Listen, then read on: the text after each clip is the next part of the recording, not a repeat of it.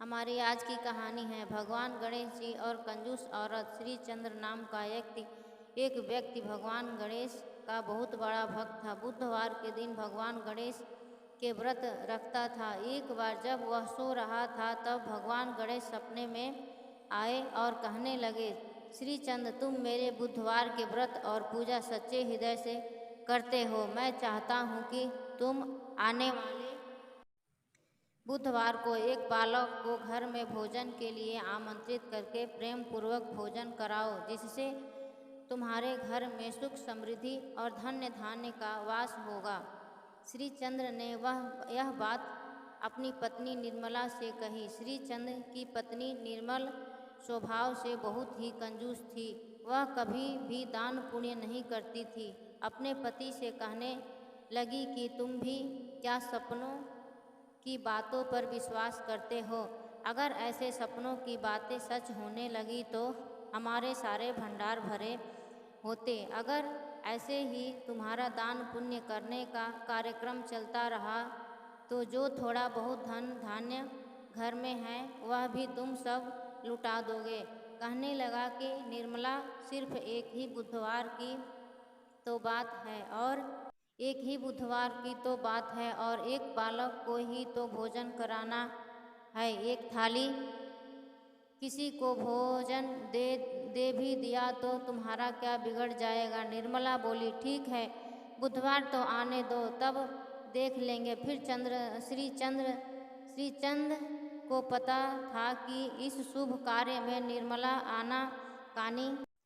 निर्मला आनाकानी करेगी, इसलिए वह दूसरे दिन फिर याद दिलाता है कि निर्मला, कल बुधवार है, कल किसी एक बच्चे को भगवान गणेश के नाम का भोजन कराना है। एक काम करना, कल जाकर एक बच्चे को ले आना, हम उसे प्रेम पूर्वक भोजन करवाएंगे। निर्मला बोली, एक बच्चे को खाना खिलाना है, चाहे छोटा हो या बड़ा, मतलब तो खाना खिलाने से ही है। जब मैं बहुत छोटे बच्चों को खाना खिलाओ तो वह खाना कम खाएंगे। शाम के वक्त मैदान में बच्चे खेल रहे होते हैं, वहीं जाकर देखती हूँ किसी एक छोटे बच्चे को भोजन के लिए आमंत्रित कर दूंगी। उधर भगवान गणेश यह सब देख रहे होते हैं और कहते हैं कि अच्छा, तुम एक छोटे बच्चों को भोजन कराने की सोच रही हो, इतना सोच रही हो, फिर तो मुझे भी कुछ लीला रचानी होगी। आखिर मेरे नाम का भोजन है तो मैं कैसे रह सकता हूँ? मैं तो आमंत्रित हूँ। शाम को जहाँ बच्चे खेलते थे वहाँ जाकर सबसे छोटा बच्चा ढूंढती है। भगवान देखते हैं निर्मला एक छोटे बच्चों को ढूंढ रही है तो उन्होंने भी एक छोटे बच्चे का रूप धारण कर लिया और वह सभी बच्चों के बीच में खेलने लगे। निर्मला की नज़र उस छोटे से बच्चे पर पड़ी और उसे देखते ही कहती है कि वह छोटा सा बच्चा ठीक रहेगा। छोटे बच्चे से कहती है, बेटा, क्या तुम कल मेरे घर खाना खाने आ सकते हो? मैं तुम्हें भोजन के लिए आमंत्रित करती हूँ। यही पास में मेरा घर है, तुम मेरे घर पर आ जाना।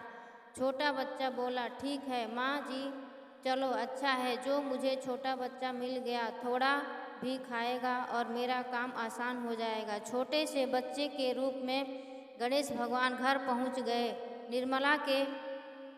निर्मला ने उसके सामने 2 पूरी, थोड़ा सा हलवा, थोड़ी खीर और थोड़ी सब्जी भोजन करने के लिए रख दिया। गणेश जी ने तो फटाफट उस भोजन को खा लिया और कहा, माँ जी, भोजन तो बहुत ही स्वादिष्ट बना है, अभी और भोजन खाने की इच्छा है। ऐसा लग रहा है मैं तो अभी भूखा ही हूँ। तब श्री चंद्र ने कहा, निर्मला, रसोई में जाकर और भोजन ले आओ। लगता है इस बच्चे को भोजन बहुत ही स्वादिष्ट लगा है। छोटे बच्चे तो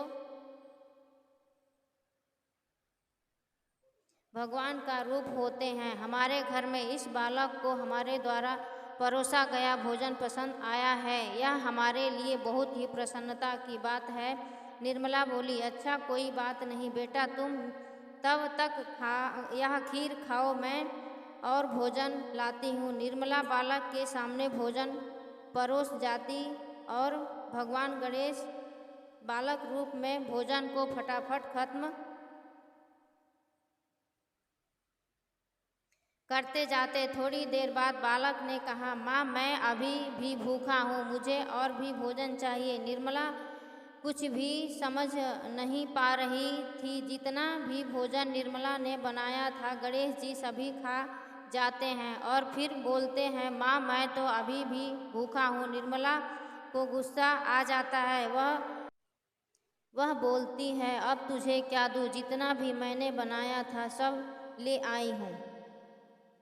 तब श्रीचंद्र ने कहा, मुझे यह चमत्कारी बालक दिखाई पड़ता है, फिर भी अतिथि तो भगवान का रूप होते हैं, हमें इस बालक की बात को मानना ही होगा। यह जैसा कहता है हमें वैसा ही करना होगा। बालक कहता है कि माँ अभी तुम्हें घर में भोजन खत्म नहीं हुआ है। भंडार घर में मूंग दाल और चावल रखे हैं, घर में दही रखा है, वह सब भी ले आओ। इस बालक को कैसे पता कि हमारे घर में क्या क्या रखा है। कुछ समझ नहीं आ रहा। मुझे तो सच में इस बालक पर बहुत गुस्सा आ रहा है। सब कुछ तो इसके आगे रख दिया है, यह तो सब खाता ही जा रहा है। तब श्रीचंद्र ने कहा कि घर में जो और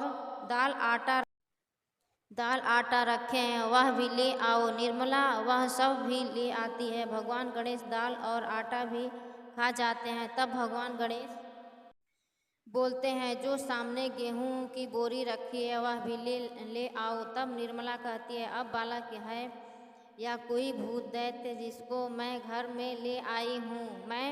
मैं तो इसे छोटा सा बच्चा समझ कर लाई थी। मैं यह सोच रही थी कि यह कम खाएगा। अब वह श्रीचंद्र को भी डांटना शुरू कर देती है और कहती है कि और करो। बालक को भोजन पर आमंत्रित तब श्रीचंद्र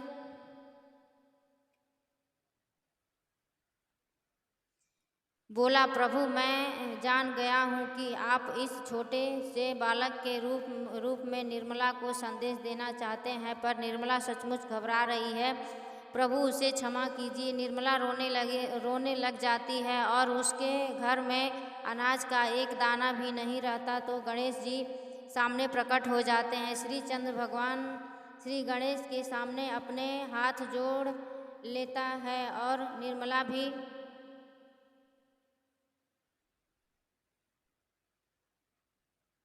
उस बालक को गणेश जी के रूप में देखकर चौंक जाती है। गणेश जी कहते हैं, माँ भोजन खिलाने में कैसी कंजूसी, तुम्हें सिर्फ एक बच्चे को खाना खिलाना था और उसमें भी तुमने सबसे छोटा बच्चा ढूंढने के बारे में सोचा। इसलिए मैंने एक बालक के रूप में आकर तुम्हें सबक देना चाहा। कभी भी किसी अतिथि को भोजन के लिए आमंत्रित करो तो हृदय से बिना कपट किए भोजन परोसा। प्रेम पूर्वक दान कार्य करने से घर में सुख समृद्धि धन वैभव और अनाज आदि के भंडार भरे रहते हैं। तब निर्मला बोली, प्रभु मुझे क्षमा कीजिए, अब मैं कभी भी कंजूसी नहीं करूंगी, सदैव इच्छा अनुसार दान पुण्य करती रहूंगी और अतिथि को भोजन कराने में भी कभी कंजूसी नहीं करूंगी। इसके पश्चात भगवान गणेश जी श्रीचंद्र और निर्मला आशीर्वाद देते हैं।